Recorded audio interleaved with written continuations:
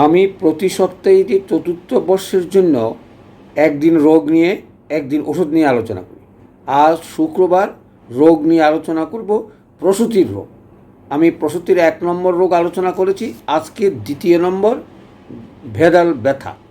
সবচেয়ে বড় প্রশ্ন হলো এই নামটা শুনতেই কেন যেন, অথবা সংক্ষেপে তাকে বলে আফটার পেইন্স, অর্থাৎ শিশু জন্মের অথবা প্রসবের পরে যেই ব্যথা হয় তাকেই বলা হয় ভেদাল ব্যথা।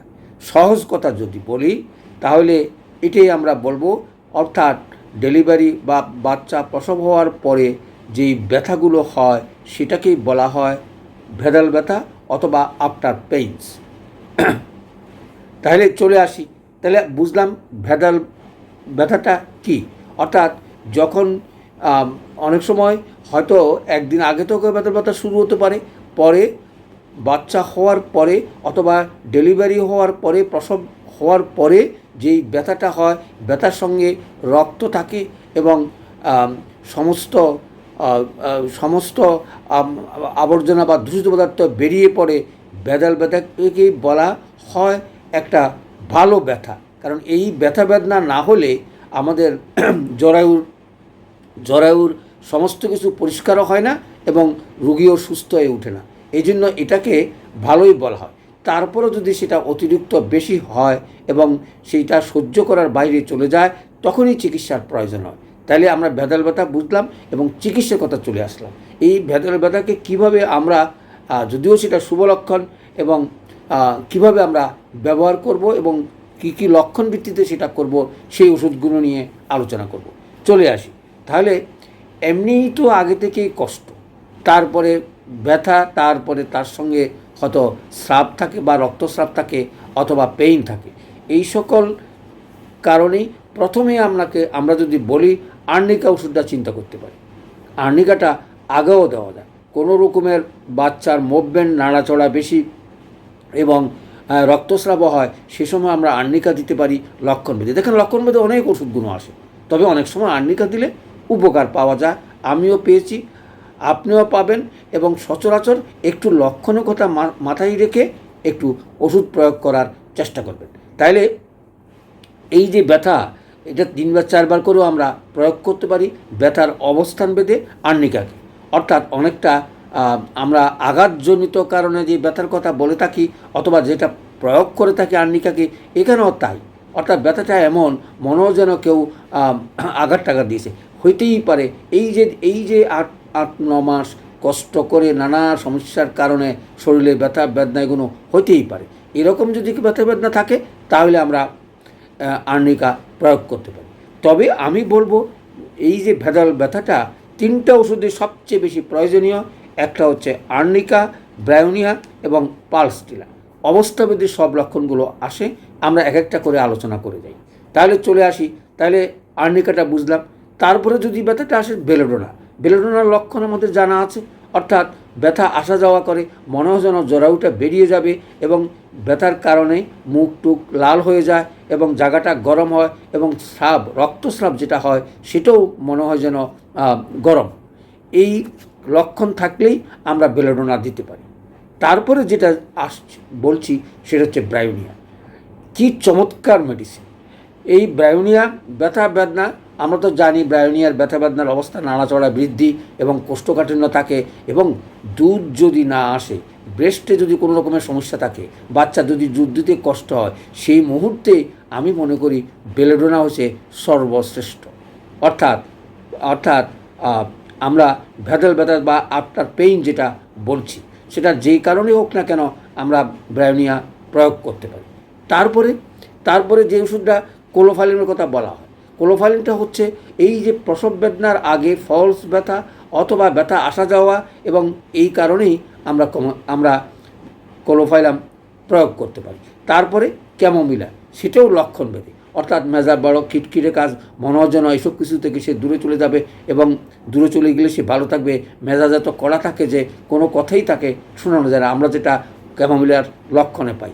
দেখুন, এগুলো হচ্ছে অবস্থাভেদে বা লক্ষণভেদে প্রয়োগ করা। কিন্তু আমি যে 3টা ওষুধের কথা বললাম, একটা ওষুধে বললাম আর্নিকা, 2টি ওষুধে আলোচনা করে ফেলছি। তৃতীয়টা হচ্ছে পালস্টিলা। পালস রে তো আমরা এর আগেও প্রয়োগ করেছি, অর্থাৎ নর্মাল ডেলিভারি হওয়ার জন্য 1 মাস বা 2 মাস, 1 মাস বা 1.5 মাস আগে থেকে ডেলি একবার করে এলএম পদ্ধতিতে আমরা প্রয়োগ করলে প্রসবটা খুব সহজ হয়। এটা খুবই পরীক্ষিত মেডিসিন। তাহলে ওই সময় আমরা কি করলাম, দিনে একবার করে দিলাম, আর ডেলিভারির সময় আমরা 4 বার 5 বারও আমরা প্রয়োগ করতে পারি, আর আফটার ডেলিভারি আমরা 2 বার দিতে পারি। তার মানে হচ্ছে অর্থাৎ স্ত্রী অঙ্গের যত রকমের ট্রাভেলস থাকে পালসটা ক্লিয়ার করে ফেলে। যে ব্যথাগুলো বললাম, অর্থাৎ রক্তস্রাব, ব্যথা এবং মাসিকটা পরিষ্কার হচ্ছে না, জরায়ু ভিতরে যত কিছু থাকে সব কিছু পরিষ্কার করার দায়িত্বই হচ্ছে পালস। তাহলে পালসটা চলবেই যদি অন্য কোনো ওষুধ লক্ষণ না আসে। আর বাচ্চা যদি দুধের প্রয়োজন হয়ে থাকে, অর্থাৎ বুকে দুধ আসছে না, তাহলে কিন্তু ব্রায়োনিয়ার কথা মনে রাখবে। আর ব্যথার কথা তো বললামই, এই 3টে ওষুধ মনে রাখবে। আরগুলো লক্ষণ ভেদে যদি খুবই প্রয়োজন হয় তাহলে প্রয়োগ করতে পারো। না হলে আমি বলবো 50-60 পদ্ধতিতে এই 3টা বেশি ওষুধের বাইরে কোনো প্রয়োজন আছে আমার মনে হয় না। কত সোজা চিকিৎসা, তোমরা যদি একটু প্রয়োগ করে দেখতে পারো। আমি দেখেছি, তারপরে যে লাগবে না আমি সে কথা বললাম না। তারপরে যে ওষুধ কোনো কথা আসবে সেটা হচ্ছে সিফুগা, অর্থাৎ স্রাব যত হয় ব্যথা তত বাড়ে। এই কথা মনে রাখলেই এই লক্ষণটা যদি কোনো রোগীর ভিতরে পাও, অথবা আমরা প্রসূতির যদি হয়ে থাকে, তাহলে আমরা সেটা অনায়াসেই প্রয়োগ করতে পারি সিফুগা। তারপরে ইগনেশিয়াও আসতে পারে। ইগনেশিয়ার লক্ষণ তোমাদের জানা আছে। মানসিক কোনো লক্ষণ যদি থাকে, আগে থেকে কোনো কষ্ট পেয়ে থাকে, তাহলে আমরা ওই যে এই কারণে বলা হয় যে লাইফ হিস্ট্রি ছাড়া কোনো হোমিওপ্যাথিক ওষুধ হয় না। অর্থাৎ এই মুহূর্তেও লাইফ হিস্ট্রিটা কাজে লাগে, সেই মুহূর্তে তো তুমি আর বিস্তারিত লাইফ হিস্ট্রি না নিয়ে আগে থেকে যদি নিয়ে রাখো, তাইলে তুমি এ সকল ওষুধ কোন সময় কিভাবে প্রয়োগ করবে সেটা দিয়ে গেলেই বুঝতে পারবে। সেটাও আসতে পারে। আর একটা প্রয়োজনীয় ওষুধ যেটা আমরা বলি সময়ে অসময়ে বা অনিয়মের ওষুধ, সেটা হচ্ছে নাক্স। অর্থাৎ যত রকমের যত কিছু, তুমি যদি কোনো রোগ ধরতে নাও পারো, তুমি নাক্স দিলে উপকারটা পাবে। সেটাও আমি বলবো 50-60 পদ্ধতিতে কখনো শততম পদ্ধতির প্রয়োগের আমার অভিজ্ঞতাও নাই। তবে যদি শততম খাও, তাহলে 30-এর উপরে কখনো নিজেরা খাবে না। তার ক্ষতির দিকটা মাথায় রেখে পাওয়ার কোনো দিনে যাবে না। অথবা চিকিৎসকদেরকেও বলবো অপ্রয়োজনীয় পাওয়ার দিয়ে বডির রেজিস্ট্যান্স অথবা ক্ষমতা, আমরা যেটা ভাইটাল ফোর্স বলি, তাকে নষ্ট করার চেষ্টা করবেন না। চলে আসি তারপরে কি, তারপরে রাস্টক্স, যেটা আমরা লক্ষণটা জানি। অর্থাৎ রাত্রিবেলা যদি বৃদ্ধি হয় এবং বসে থাকলে ভালো, উঠলেই যেন তার ব্যথা বাড়ে, এবং এই সকল লক্ষণ থাকলেই আমরা রাস্টক্স প্রয়োগ করতে পারি। দেখো, ওষুধ সবই আসতে পারে, কিন্তু সেই মুহূর্তে কোনো ওষুধ বিস্তারিত ওষুধ দেওয়া ঠিক নয়। কারণ বাচ্চা এবং প্রসূতি যেন দুইজনেই ভালো থাকে, সেইভাবেই আমাদের ওষুধগুলো প্রয়োগ করা উচিত। তারপরে যে ওষুধটা আসছে সেবাইনা, যেটা কোমর থেকে শুরু হয়, ব্যথা পিবিএস পর্যন্ত যায়। এই লক্ষণটা মনে রাখলেই আমরা সেভেনা দিতে পারি। সেভেনাতে রক্তস্রাব বেশি, ব্যথা এবং কম। তাইলে আমরা বুঝতে পারলাম এক একটা ওষুধ এক এক সময় যদি রোগীর লক্ষণ দৃষ্টি আমরা প্রায় অনায়াসেই আমরা 50-তম পদ্ধতি প্রয়োগ করে সেই ফলাফলগুলো তুলে নিতে পারি এবং রোগীকে সেবা দিতে পারি। তারপরে যে ওষুধটা সিক্লিকর, অর্থাৎ এই ওষুধটা একটু গভীর ক্রিয়াশীল। তাই এখানে মনে রাখতে হবে জীর্ণশীর্ণ এবং জ্বালা যদি বোধ করে, তাহলে আমরা এই ওষুধগুলো প্রয়োগ করতে পারি। প্রসূতির রোগ হিসাবে অথবা গর্ভিণীর রোগ হিসাবে আমরা আলোচনা করেছিলাম যে আমরা যদি গর্ভকালীন অবস্থা সালফার বা অন্য কোনো জিনিস দিতে পারি, তাহলে এই ধরনের ট্রাভেলস হওয়ার কোনো সম্ভাবনা নাই। ডেলিভারির পর আর্নিকা অথবা ব্রায়োনিয়া অথবা পালস, এই 3টা ওষুধের ভিতরে যেটা প্রয়োজন মনে করবে সেটা তোমরা অনায়াসেই প্রয়োগ করতে পারো।